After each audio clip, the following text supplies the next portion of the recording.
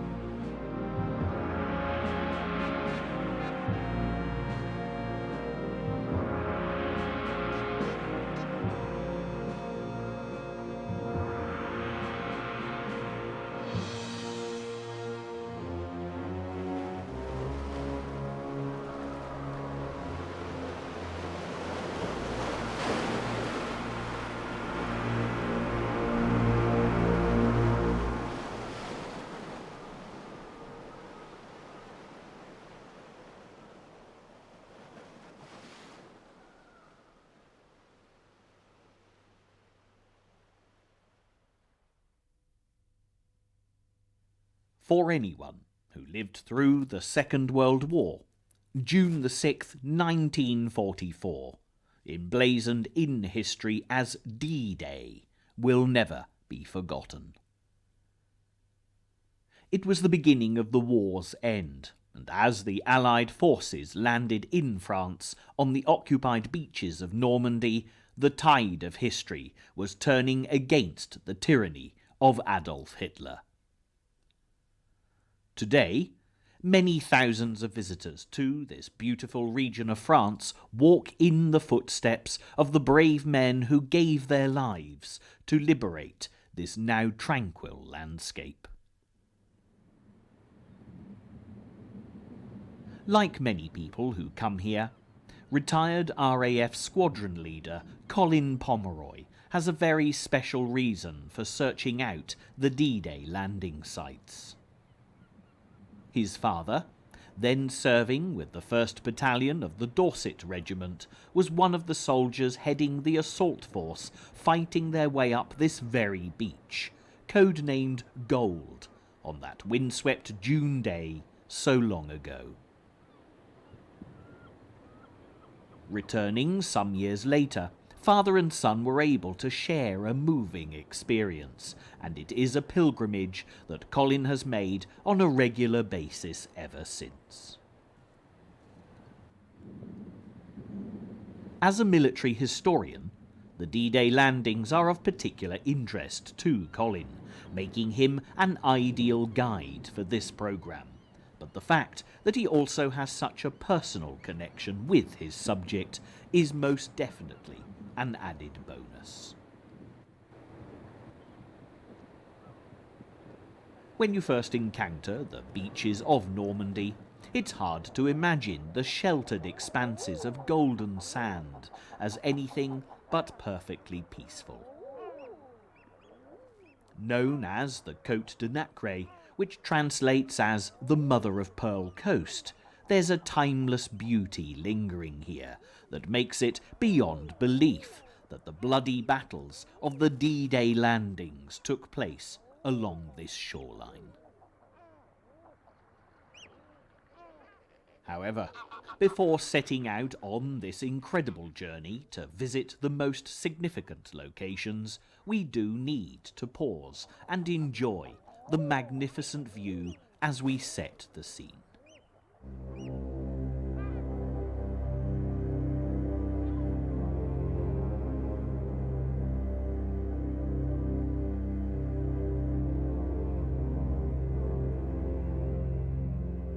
In the early part of 1944, even Adolf Hitler knew that the invasion of France by the Allied forces was imminent. The fact, therefore, that the D-Day landings took the German commanders somewhat by surprise speaks volumes for the skills of Allied counterintelligence. Choosing the Normandy beaches was a stroke of genius. Hitler had anticipated that the attack would come from the Kent coast to Calais, and the Allies cleverly reinforced this theory. For every reconnaissance flight over Normandy, 2 were flown over the Pas de Calais. The idea that a long-distance sea crossing would be preferable over the shortest hop across to France was preposterous. The weather that June was unseasonably stormy, and an invasion was ruled out by the Germans so emphatically that Field Marshal Edwin Rommel, the man charged with preparing for the expected onslaught, left France to return home to Germany to celebrate his wife's birthday. On the 1st and 5th of June, coded messages were broadcast on the BBC to let the French resistance know that the invasion force was on its way.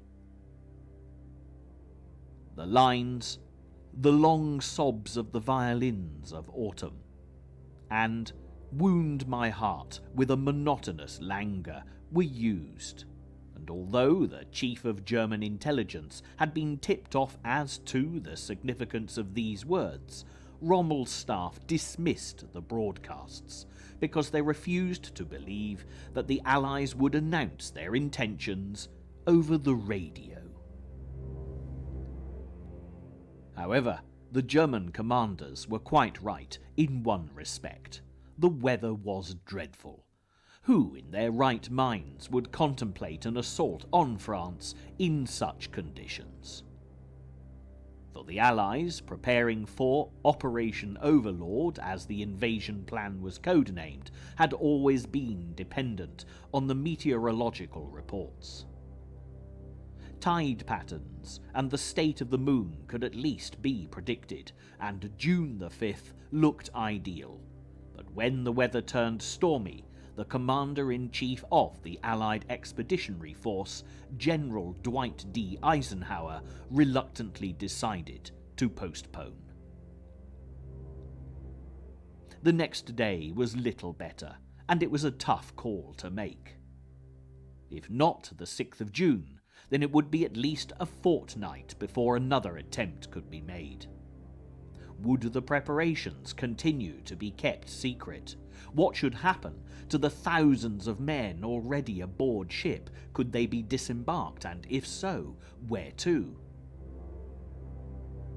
If ever the cliché "between a rock and a hard place" applied, it was here. It was a risky business indeed, but to all those involved, it was a chance worth taking. And within 2 hours of Eisenhower giving the command, the D-Day invasion convoys slipped silently out into the stormy sea.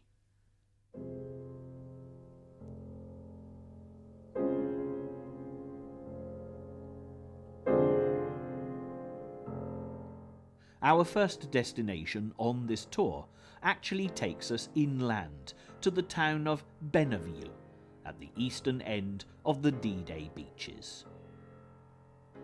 Although we're oversimplifying, the first duties of Operation Overlord called for an airborne attack to secure the rear of the beachheads and neutralise as much of the ordnance targeted on the shoreline as possible.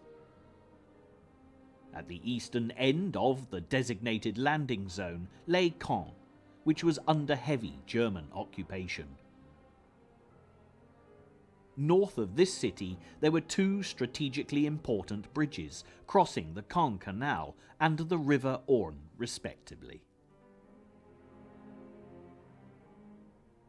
It was the task of the British 6th Airborne Division to capture these bridges and preserve them intact, as they would be critical to the eventual breakout from the beachhead. Ever since D-Day, this has been popularly known as Pegasus Bridge, because of the proud flying horse insignia of the British airborne forces who won the first victory of the Normandy campaign.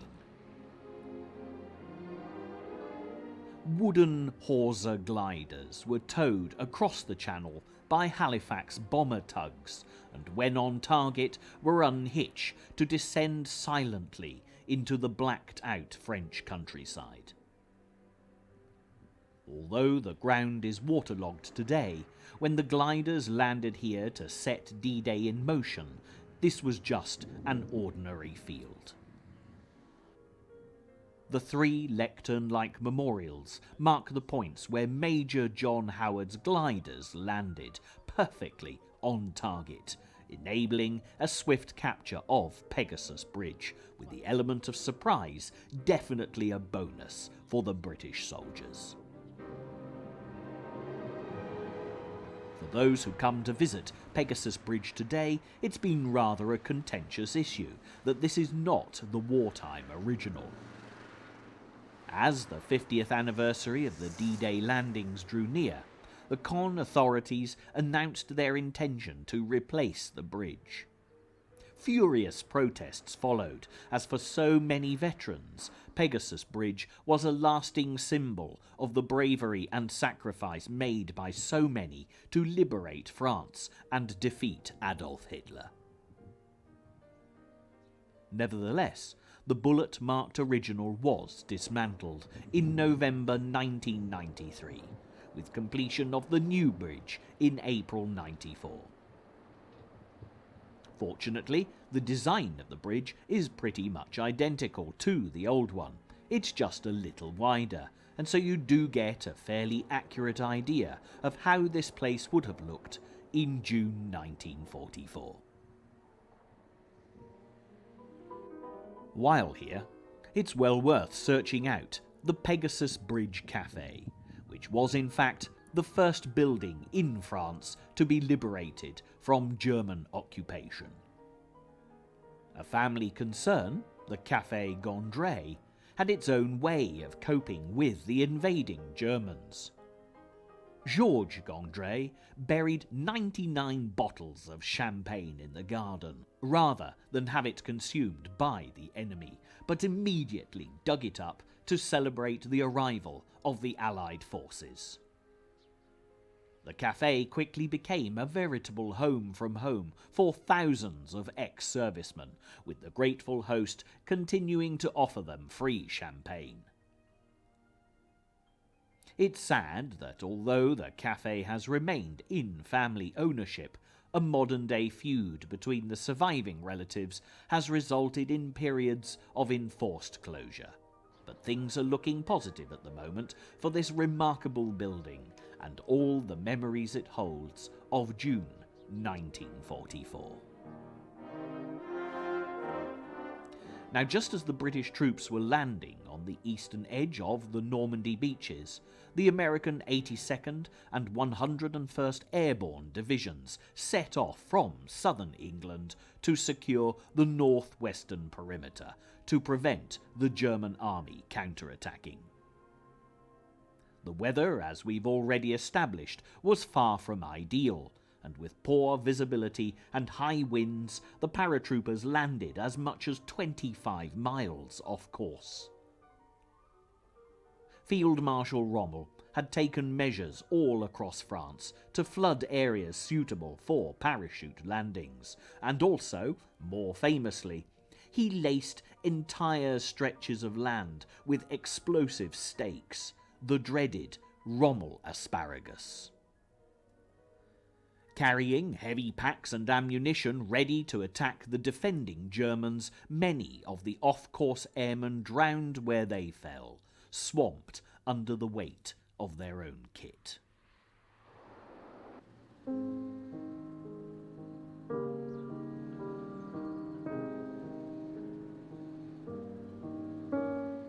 This is the charming town of Sainte-Mère-Église, where Private John Steele, one of the 13,000 men to drop from the skies in the early hours of D-Day, gained lasting fame. The fine church steeple caught the drifting paratrooper, trapping him to dangle helplessly. For 2 long hours, the resourceful man feigned death, but eventually the Germans captured him. It's a story that was immortalised in the 1960s film The Longest Day. And take a closer look at this church when you visit, because a paratrooper still hangs from this famous church spire. But don't be alarmed, it's only a dummy. There are quite a few shops selling plastic replicas for anyone who's interested.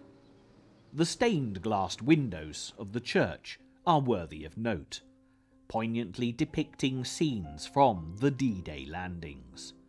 Here, the Virgin Mary is surrounded by paratroopers, commemorating the events of June 1944 in a most original and vivid way.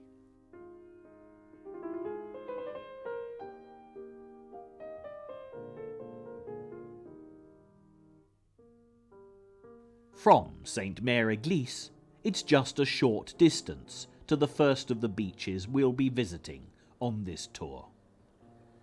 Following hot on the heels of the American Airborne divisions, by 2 a.m. on June the 6th, 30,000 American troops and 3,500 vehicles were in position, ready to land here on Utah Beach with the first light of day. The sea was rough, and nausea caused by the high-rolling waves took its toll. However, the bad weather did have its advantages, as the German E-boats that had been sent out from Cherbourg to patrol this particular area of coastline turned back to port. Preparations had been thorough. Nighttime Allied bombing raids had hammered the coastal batteries under the cover of darkness. At about 5:20 a.m., 300 medium bombers of the 9th US Air Force flew below cloud level to strike the gun emplacements along Utah Beach, whilst shell fire from strategically placed battleships, cruisers and destroyers reinforced the attack from the sea. Consequently, when the assault craft loaded with 2 battalions of the 4th US Infantry Division landed, there was little resistance. 2 D-Day tank squadrons quickly followed, and by 6:30 a.m. progress over the exposed beach to the relative safety of a long, low line of dunes went unhindered, with the exception of fitful spurts of enemy gunfire. The figures from Utah were excellent. There were only 197 Allied casualties, and of the 32 precious tanks to be sent ashore, only 4 were lost. The ease of the Utah landing was due in part to a fortunate navigation error that brought the troops in nearly a mile south of their designated target area. Today, the Leclerc Memorial marks where the US infantry should have landed, and it's well worth stopping off here to investigate the blockhouses and bunkers that fortified this section of beach in 1944, heavily armed and well manned in anticipation of the Allied invasion. However, at the spot where the Americans actually did come ashore, only a single battalion of German soldiers were in a position to defend, and there was little they could do to halt the advancing Allies. Brigadier General Theodore Roosevelt, the former president's eldest son, was in command at Utah, and upon realizing the mistake, is credited with calmly remarking, "We'll start the war from here."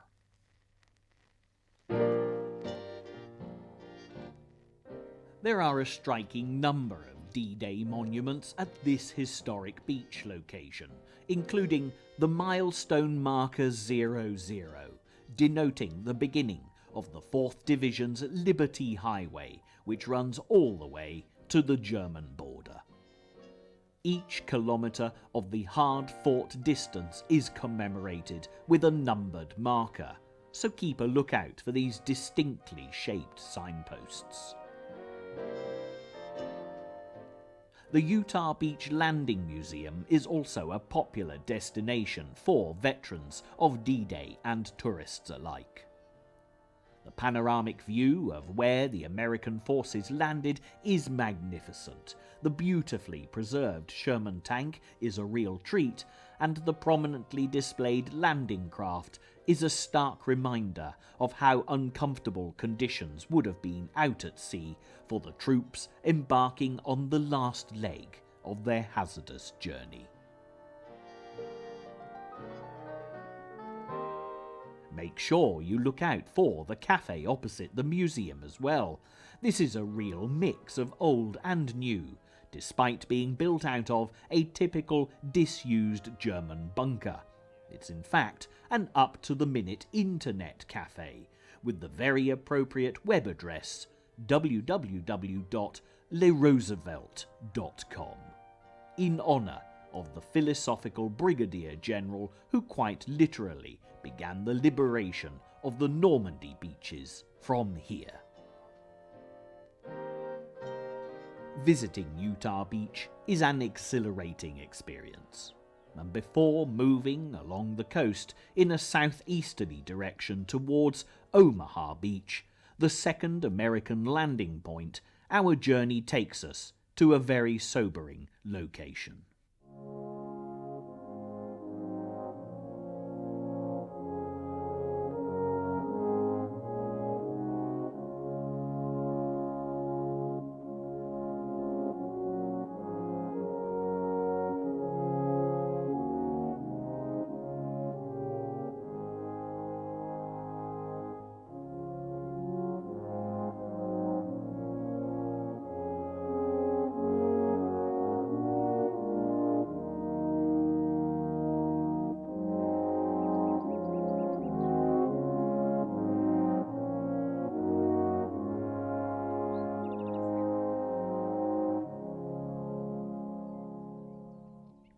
This is the German cemetery at Le Combe, where a sad dignity pervades the landscape. For the French authorities, dealing with the many enemy dead was a politically delicate issue, and strict restrictions were put in place. Here the black stone crosses shadow the gravestones, each small square commemorating up to 4 men, and when you look at the dates given, you quickly realise just how young a large proportion of the German army fighting in Normandy was.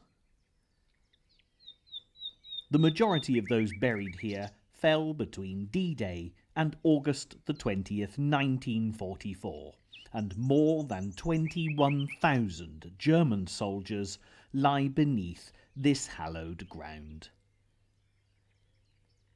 It's interesting to note that victims' remains are still being found to this day beneath the Normandy countryside, and any of German origin are brought here to the Cambe as a final resting place.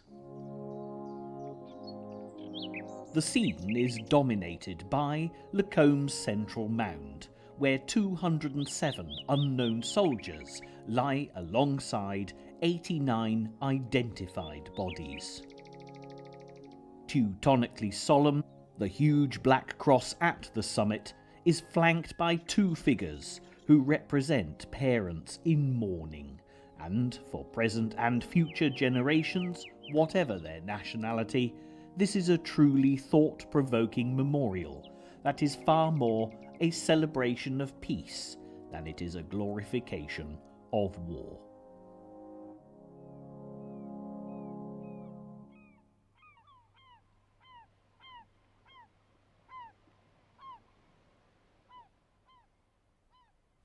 Our next destination leads us back to the sea, where the magnificent Ranger Memorial proudly dominates Point du Hoc, a strategic headland that on D-Day, under German control, appeared to be a significant threat to the Allied forces landing on both Utah and Omaha beaches. A daring plan employed 3 companies of the 2nd Ranger Battalion under the command of Colonel James E. Rudder. Landing on the rocky beach below Point du Hoc's 100-foot cliff face, it was the daunting task of these brave men to climb to the top and destroy the gun battery. The whole operation was certainly perilous, as the German soldiers defending this now crater-marked vantage point had ample opportunity to fire upon the ascending Americans. Of the 225 men who landed at Point du Hoc, 135 were killed, wounded, or missing in action, making for a 60% casualty rate. What made these figures even worse was the fact that Allied intelligence had been misinformed. When the surviving Rangers reached the summit, there were none of the anticipated big guns to be seen. The dreaded ordnance was hidden some distance away, unguarded in an apple orchard, and of course the guns were immediately destroyed. Today, this 30-acre site is cared for by the American Battle Monuments Commission, and apart from the construction of the Ranger Memorial, little else has been touched, giving visitors a dramatic impression of the view that met the Rangers as they scaled the steep cliffs of Point du Hoc all those years ago.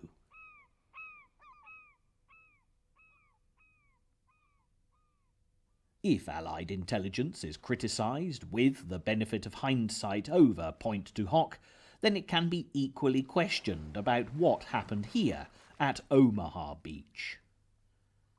It was believed that, although the cliffs were steep, the German soldiers defending the high ground were mainly conscripts with little military skill. But, tragically for the Americans that landed on the beach, this was far from the case. The opposition was fierce, particularly as the German 352nd Infantry Division had the good fortune to have a battalion just completing an anti-invasion exercise in the area. As the Allied landing craft came ashore, the Germans waited until the first ramps were dropped, and only then did the carnage on Omaha Beach begin. This account, prepared by the US War Department's Historical Division, eloquently sums up what happened here as the morning of D-Day dawned. Within 10 minutes of the ramps being lowered, A Company had become inert, leaderless and almost incapable of action. Every officer and sergeant had been killed or wounded. It had become a struggle for survival and rescue. The men in the water pushed wounded men ashore ahead of them, and those who'd reached the sands crawled back into the water, pulling others to land to save them from drowning.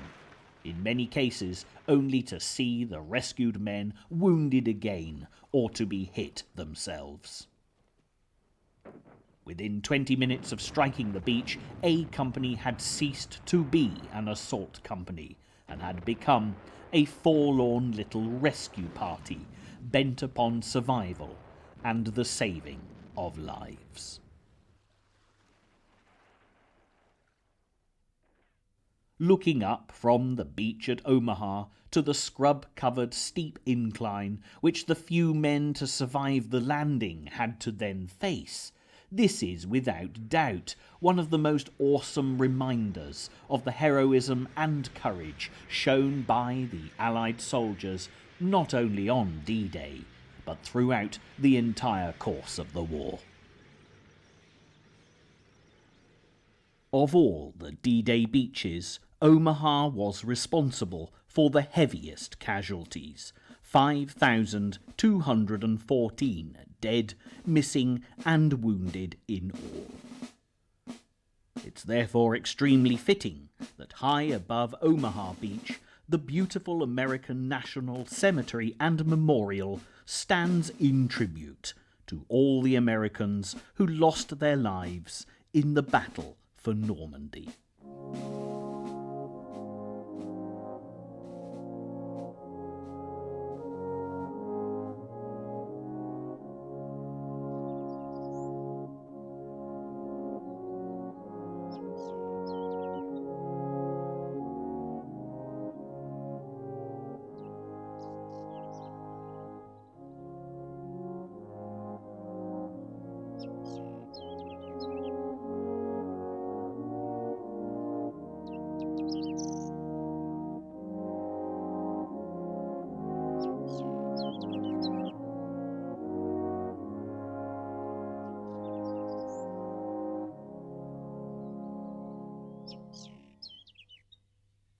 The bright white marble headstones, either simple crosses or stars of David, are a striking contrast to the dark solemnity of the memorials at Le Cambe.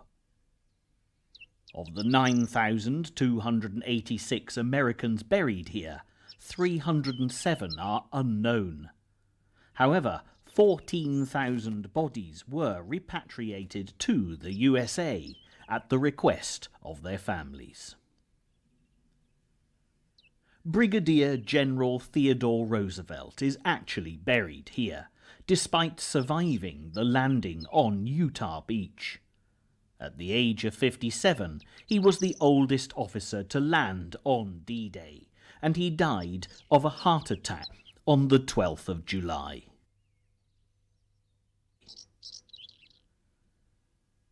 Next to Theodore lies the body of his brother, Quentin, an aviator who'd been killed in France during World War I, who was re-interned here to be with his kinsmen when this cemetery was built. There are 32 other pairs of brothers laid to rest side by side, and also a father and son.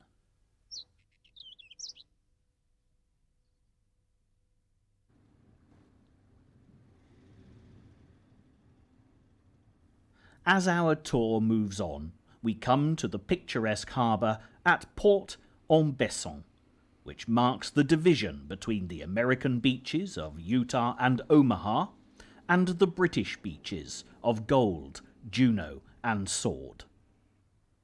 The Vauban Tower, dating back to 1694, managed to survive the bombardments in the aftermath of D-Day, but it is surrounded by many concrete 20th century fortifications that are much less attractive. Although tiny, this port was crucial to the Allied invasion, and by the 14th of June it was handling in excess of 1,000 tons of supplies a day, far more than it had ever done in the centuries before, or, for that matter, in the years since.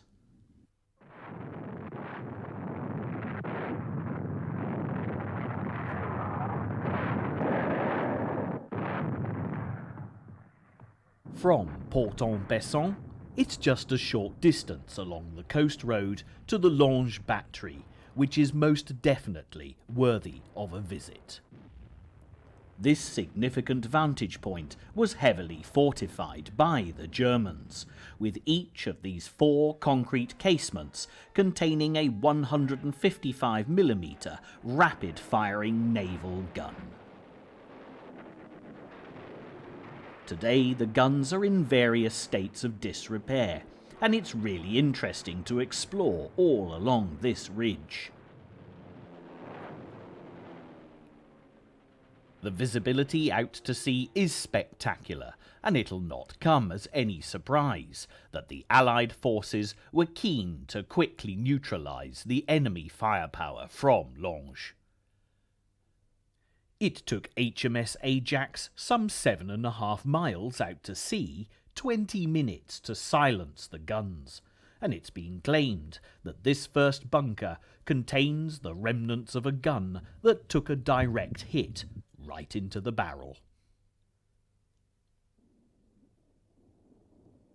If you look inland from the Longe Battery, you can just make out the spires of Bayeux Cathedral, in a city famous as the home of the Great Tapestry, depicting a certain very successful French invasion back in 1066.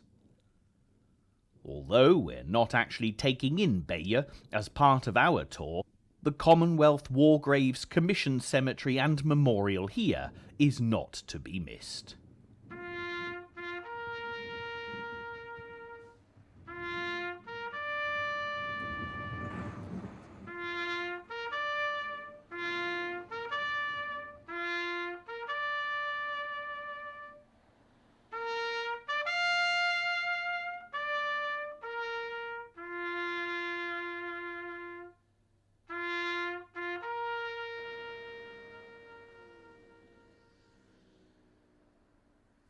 There are 4,648 graves in this stunning cemetery that has a completely different character again to both its German counterpart at Le Cambe and the Normandy American War Cemetery and Memorial.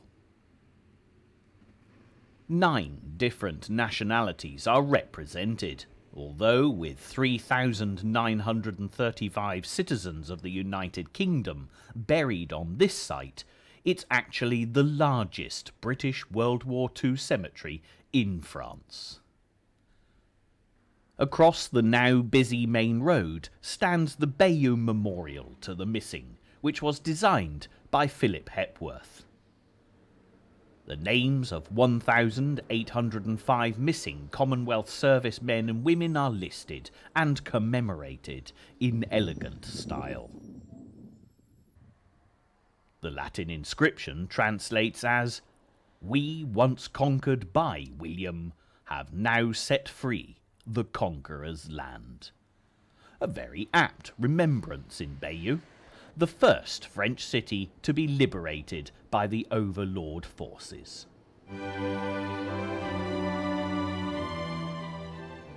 In 1940, Winston Churchill had promised the people of France that the British would not rest until the Nazi pestilence had been cleansed from Europe.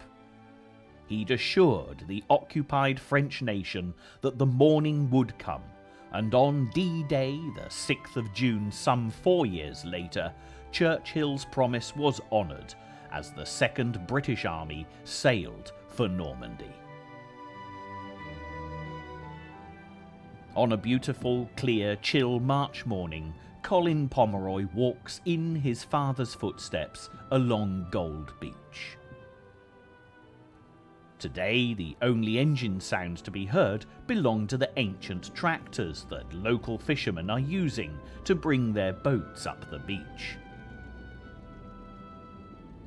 It's certainly true that time is a great healer, and although maybe a cliché, life does go on, and nowhere is that more true than here at Gold Beach. But despite the long stretches of golden sand making this a perfect holiday destination, it's impossible to miss the great concrete structures that break the surface of this morning's very calm sea. These enormous reminders of World War II are actually the remains of a major feat of engineering and daring that was instrumental in the success of the D-Day initiative.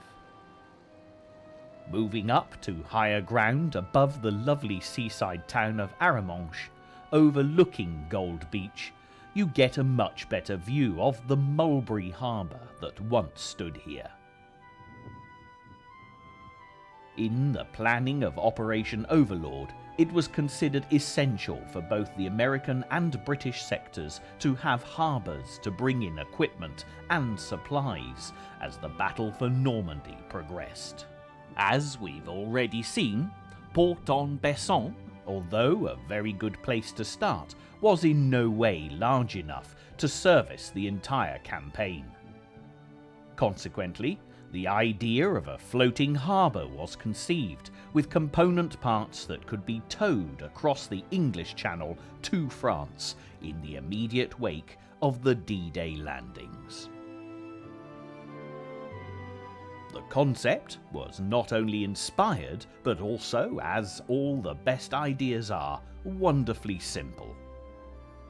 Firstly, a line of old ships would be sunk along all 5 of the invasion beaches, codenamed Gooseberries, these ships providing a very basic breakwater. Then a huge semicircle of hollow concrete boxes, codenamed Phoenixes, could be towed into place and sunk to form a harbour wall, and floating roadways could be used to link the beaches with the harbour. There were 2 of these harbours, codenamed Mulberries, constructed one, as you see here, at Arromanches, to cater for the British sector, and the other at Omaha Beach, to serve the Americans' needs. Here you see all that's left of the Mulberry Harbour at Omaha, but it wasn't the Germans who were responsible for its destruction. Some 13 days after D-Day, the weather proved to be one of the Allies' major enemies. A terrific northeasterly storm smashed this Mulberry to smithereens, and the gales that ensued caused more damage in 3 days than the Germans had managed in 2 weeks.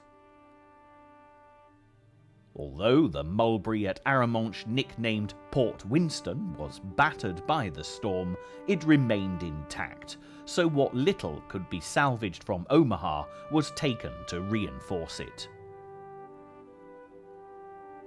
This was a setback, of course, only having 1 Mulberry rather than the planned 2, but in the circumstances, the Allies counted themselves fortunate that the Arromanches Mulberry had survived. Back down on Gold Beach, Colin has been able to find the exact spot where his father and his regiment, the Dorsets, came ashore on the morning of D-Day. Following the track up off the beach at this point is a rather pleasant detour for him, as one of the first roads that you come to is actually called Rue the Dorset Regiment, named in honour of the regiment that Colin's father had been so proud to be part of. Other roads commemorate the Hampshires and the Devonshires, and it's well worth looking out for the many road names and memorials of the D-Day landings that are certainly plentiful all along this beautiful Normandy coastline.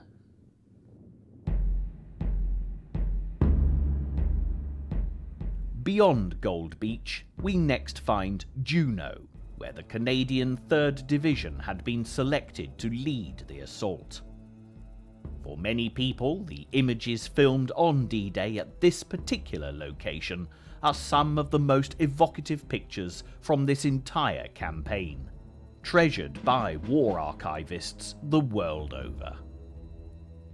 It's an interesting fact that there were at least 50 film crews recording the events of the D-Day landings, and the footage acquired can be both harrowing and uplifting by equal measure. Here you see the Canadian soldiers preparing to disembark as the ramps of the landing craft are dropped. Houses appear along the beachfront, and although the scene has of course changed in the years since D-Day, it is still possible to find the exact spot where these pictures were taken. Only the smaller of the two houses remains, still bearing the name Les Hirondelles, translated as the Swallows, tracked down for certain by the single chimney. It's quite remarkable that today we can follow in the footsteps of the Canadians as they came ashore, enabling us to step back in time and see the view that greeted them on that memorable morning. All is now peaceful, and as a rider enjoys his seaside gallop, the tranquility of this beautiful location weaves its nostalgic magic for present-day visitors and future generations, who will undoubtedly search out the D-Day landing beaches for themselves.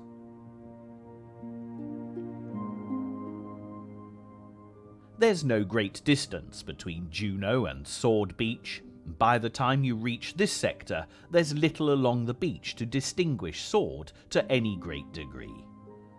However, there's a fascinating story told here of bravery in the face of adversity, typical of the great British spirit that even in the darkest days of World War II refused to be crushed.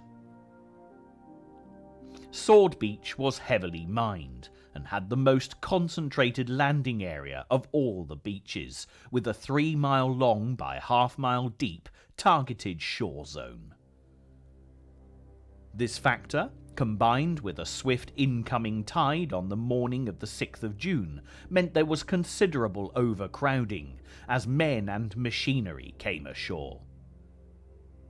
In such a bottleneck, casualties were high, with particularly accurate German artillery fire, and it was here, in these difficult and life-threatening conditions, that Piper Bill Millin of Lord Lovat's 1st Special Service distinguished himself in style. Fully kilted and armed with his bagpipes, Piper Millin leapt waist-deep into the water and regaled the advancing Allied troops with a rendition of Highland Laddie. From his own accounts, the beach was littered with burning tanks and fallen men, their bodies being washed on and off the beach with the ebb and flow of the tide. Still, the brave Piper played on, marching up and down the shoreline until his comrades advanced off the beach to continue their liberation of the French countryside. In fact, Piper Millin was still playing his bagpipes when Lord Lovat's troops relieved Pegasus Bridge.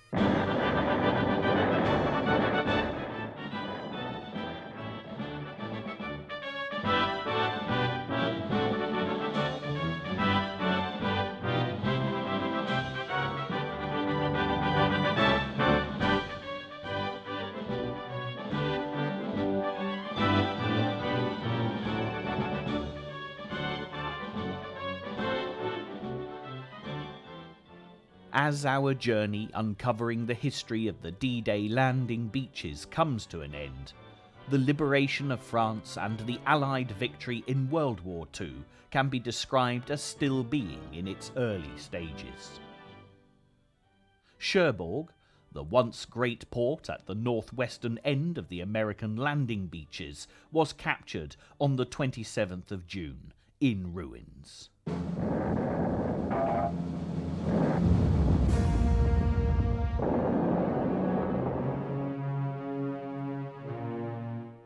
Caen, at the British eastern edge of the beaches, eventually fell to the Allies on the 9th of July, and break out from the beachhead towards the French capital Paris, and eventual victory forged ever onwards. By September the 1st, 1944, the battle for Normandy was over. This remarkable region of France had been liberated, and its inhabitants were free to rebuild their decimated towns and cities, and their shattered lives.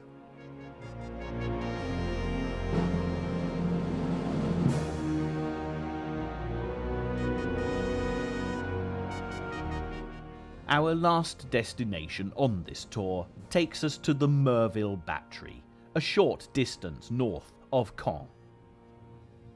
This remarkable 40-acre site is a prime example of the sympathetic preservation that you'll find all over Normandy.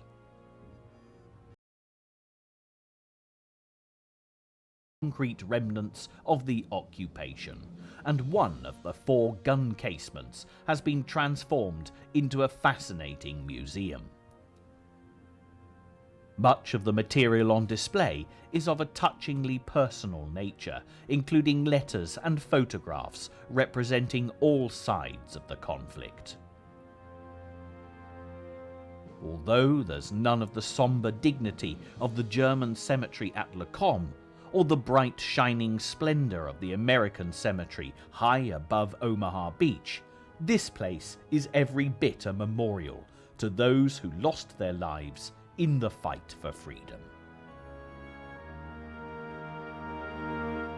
When you read the words of a French farmer's wife whose husband was shot by the Germans for allowing Allied airmen to shelter in their barn, the real implications of the battle for Normandy are made starkly clear, in a way that can be understood by every man, woman and child who comes here.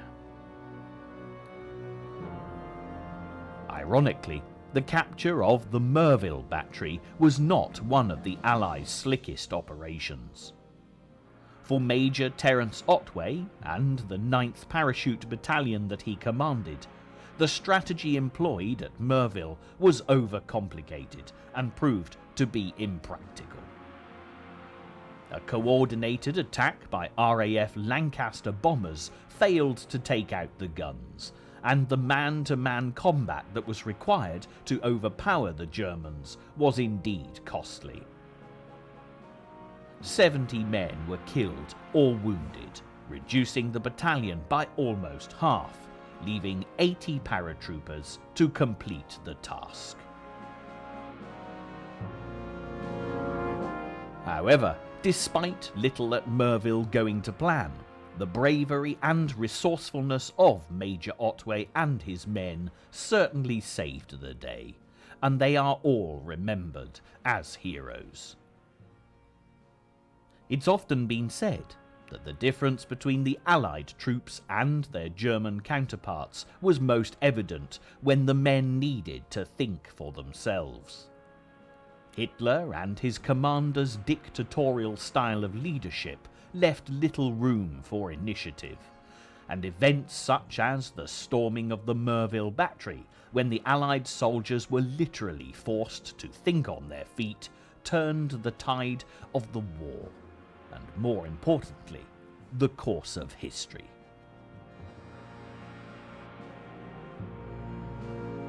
And so our story comes to a very thought-provoking close. Hopefully, this tour of the D-Day landing beaches, devised by Squadron Leader Colin Pomeroy, has captured the true atmosphere of a June morning back in 1944 that significantly affected the lives of us all. Normandy today has much to teach its many visitors, and it truly has been a privilege to walk in the footsteps of the brave souls who risked everything to free France from tyranny and ensure that for all mankind the world could be a better place.